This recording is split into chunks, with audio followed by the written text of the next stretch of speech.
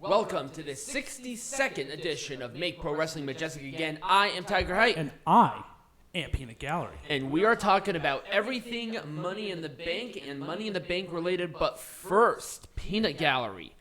For Heckling, what are we going to be chatting about? Well, we're going to be chatting about the role that wrestling is now playing, like in terms of how the WWE is signing people versus how AEW signs people.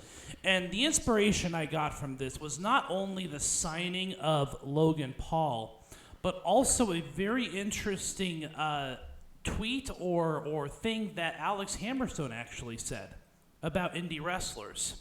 Okay. And what I don't have a picture of it on here. I couldn't find a good enough one. But what he said essentially was, WWE signs someone like Logan Paul. He's got the looks, he's got the act, he's a decent wrestler. And then you have all the indie guys saying, oh, I should just do more flippity-flip shit, and then I'll be noticed to get signed by a big company. That's the most ridiculous thing I've ever heard in my entire life. But that is, I think what he is speaking to is he is speaking to the mentality that independent wrestlers have, especially when it comes to being signed by a company that has a national television presence, like the WWE, like AEW, like even smaller promotions like NWA, like Impact Wrestling, like New Japan Pro Wrestling. There's a certain mentality that wrestlers, wrestling fans, wrestling executives are looking for when they're looking for top prospects. And I say Logan Paul is a really good example of the direction that WWE is going, because we also recently got WWE's second class of next in line programs. And then they did that MMA star, and that totally flops in that you have to do flippy shit mentality. Here is the difference between a person like Logan Paul and these indie wrestlers who are working. Logan Paul is noticed. Mm-hmm. WWE is not a wrestling company. Right. They just happen to do wrestling. And I think this reinforces my point in that WWE is not looking for wrestlers. But they do have wrestlers. It's like, okay, well, what about Gunther?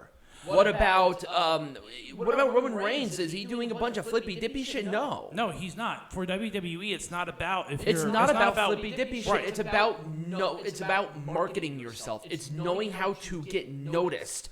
Walter knew how to do that. Roman Reigns took this ball and ran with it. Right. Logan Paul did the same thing. But let's talk about that, because I think we're kind of going off on a different tangent with regards to Walter, Gunther. Well, WWE did tell him to improve his presentation. Yes. But again, I'm trying to highlight the fact that even though Vince McMahon is not technically in charge, this, I think, with the signing of Logan Paul, was largely a Stephanie and Triple H vision. This was 100%. Their vision to bring Logan Paul in to do multiple shows a year. Right. And I think it highlights what WWE's focus is on. And we can contrast this with what AEW is focusing on with regards to looking for wrestling talent, right? And doing all of these, and doing all of like Forbidden Door stuff, like all the stuff they did with NJP. Like that's their focus, right? Let's talk. You did bring up one thing that I thought was really interesting is that they signed or they announced the next round of the NIL, which we talked about in a previous episode, and Triple H being back at the helm within NXT. I think this is a net positive overall, and this is where WWE is going, but they don't want indie people. Right, but here's the thing about Triple H going back to NXT. Triple H is not going to turn NXT back to black and gold. He is not going to return it to what it was previously. Black and gold is pretty much dead because that is not the direction of the company anymore. Right. They did that before because of AEW's impending presence. Yes. But since AEW has been kind of up and down pretty much, kind of hanging out at the 1 million, WWE doesn't care about that. Right.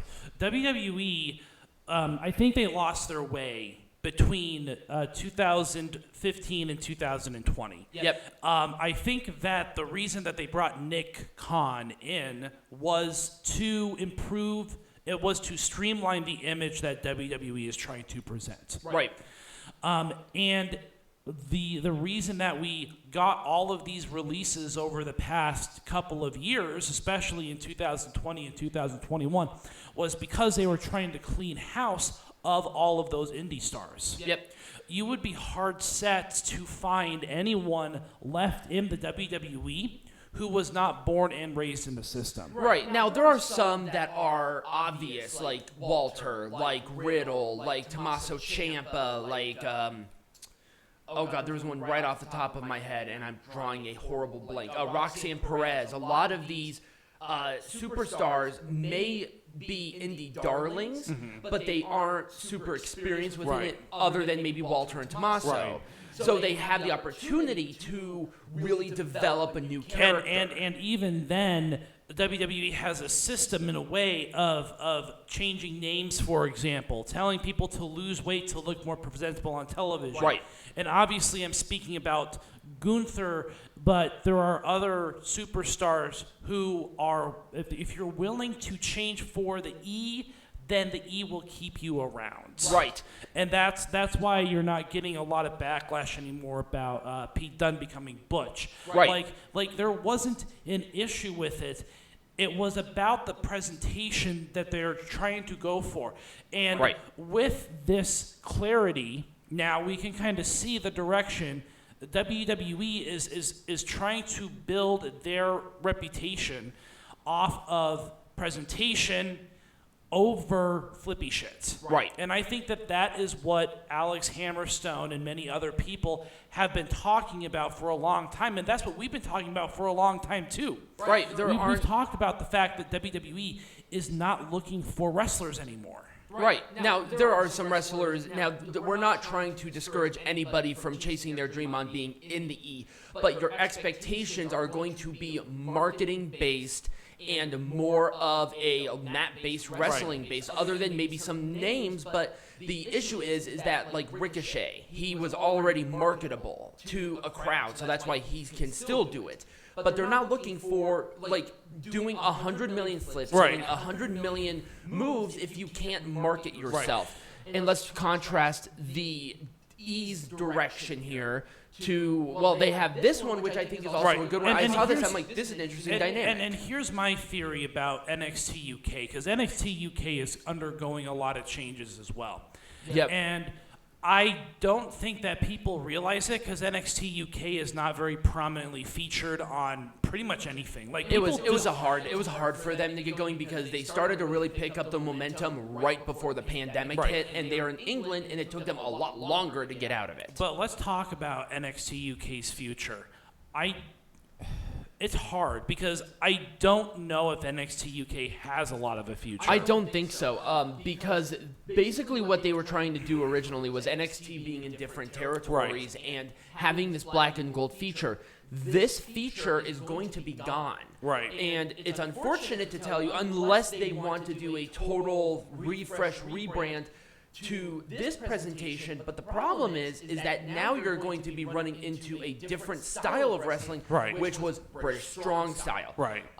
They might do something different with, like, the black and gold in general, and maybe make it look a little bit better, but I think overall the wrestling is going to be very much the same. And I want to get your opinion on this too, because I noticed something else that is developing. And I saw this most prominently with oh God, what's her name? Blair Davenport. Or Bea Presley. Yeah. She is undergoing a character change now. She is becoming a lot more of a character than she was in the past, especially on the indies. Right. I think that the direction that WWE wants to go is that if Priestley or Davenport wants to stay in the WWE long term, I don't see her being in NXT UK for too much longer. I see her going to NXT 2.0. I think what they're trying to do with this is they are trying to resuscitate as many characters from NXT UK as they can, to repackage them, and then to encourage them to move over to NXT 2.0. Right.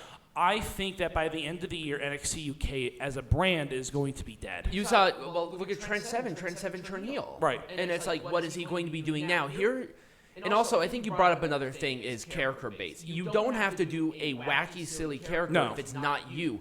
Just take what is given to you and crank it up to 11. But the point I'm trying to make is that NXT UK is developing characters essentially. Because look at Jordan Devlin. Jordan Devlin went from, he's debuting in NXT UK here in a minute. Or not NXT UK, NXT 2.0 here in a minute. But he is more of a character than he was even last year, even 2 years ago. Most certainly. That's why A Kid didn't work. That's why we haven't seen Nathan Fraser on television in a while. Right, because his character is just not working for the WWE system. They got to do something different with him. Right.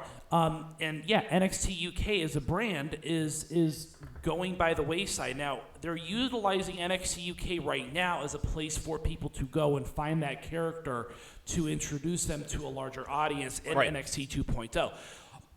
But as a brand, NXT... It's a farm system to the farm system. Right. But as a brand, NXT UK, all the stuff that we have seen, they haven't done much to the brand.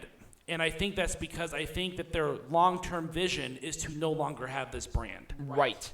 Let's talk about Tony Khan with the opposite of more wrestling, or more flippy based. Right, and let's talk about the opposite side of the story here. Because in parallel to WWE's farm system, it's becoming abundantly clear to me that Tony Khan is also working on the development of his own farming system. Mm-hmm. I think that with Dark and Dark Elevation, I don't see those two brands surviving too much longer either.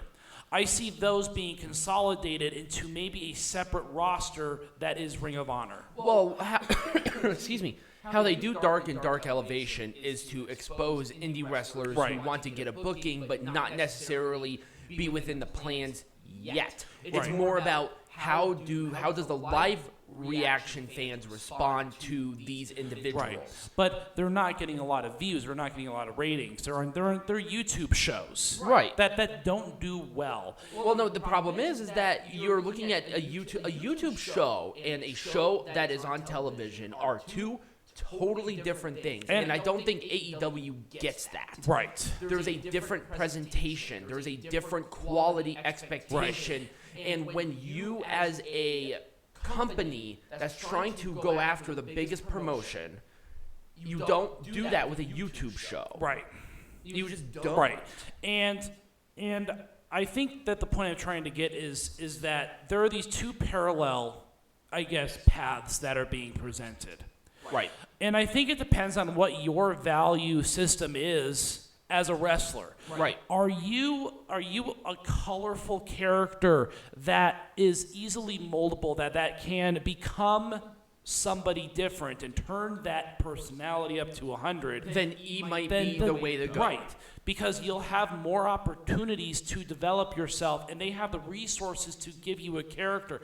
Now, say you're not necessarily the biggest character in the world, or maybe you want more of a balance, but you have a special set of skills that allow you to highlight those in a way that is appreciated. There are plenty of other companies. Right. It's not just A or B anymore. Right. And just look at Matt Cardona. He doesn't wrestle for AEW and he doesn't wrestle for WWE. Right. And yet he's one of the most popular acts in wrestling. Right. He's a mix of that character-based guy and the wrestling-based guy that we know that he is. Right. He's a great example of that. It's not just A or B anymore. You can go to Impact, NWA. You can go to these places now. What I'm talking about These are the big boys. Right. What I'm talking about is a fully developed system. Right. I think that with some sort of renewed, I don't really know what Tony Khan's interest in Ring of Honor as a brand is.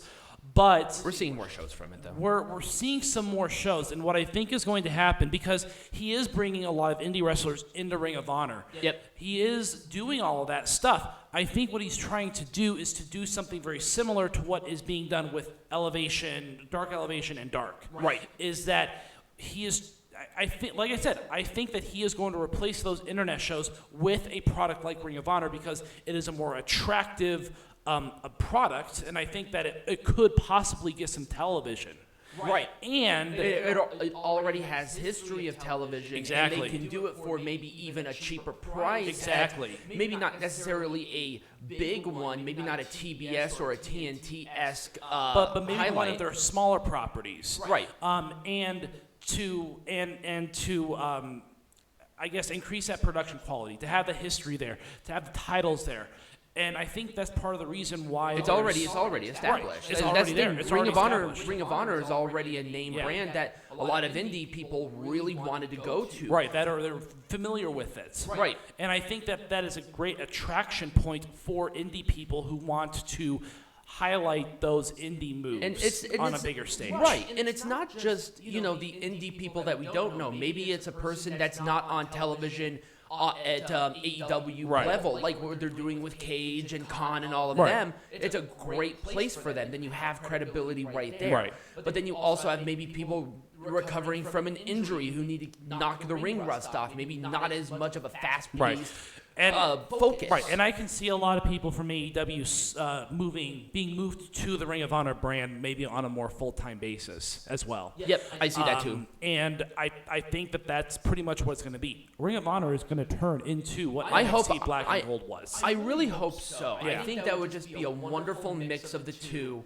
And you're right, it would be a brand that's already recognized with titles that are already established and maybe have a wrestling school, maybe like more of a polished sort of wrestling school thing. So, maybe not necessarily gatekeep, but say how many years of experience within other circuits do you have? Right. Can we see some matches from you instead of fresh young people? Right. And I think that would be a great sort of addition to not only polish the wrestling for television, but maybe even polish characters to maybe even go to the E. And that's kind of this could be the NXT UK for AEW. Maybe NXT UK will convert to that polish of both on a smaller stage, with maybe more of a crowd that likes more of the mat base, so it's not as the expectations are maybe not lowered but different. Right. Does that make sense? So yeah, I think that makes sense. And so like I said, I think that we're gonna try and get as much consolidation as possible because that's just the way the industry is going right now. Consolidation and just trying to find their voices. And I think that if my theory comes to fruition, great. If not, then whatever. But I think it's something interesting to consider. Yeah, absolutely. So when are we going to do? Are you good? I'm good. That's all I've got. Great. Let us know what you think about these. What do you think are the long-term plans of these brands on what they're thinking of, and what do you think of WWE's stance now comparison to AEW's? We want to hear from you in the comments wherever you are listening or watching this. So when we come back, we're going to be talking about cash-in prizes of professional wrestling and the history of such.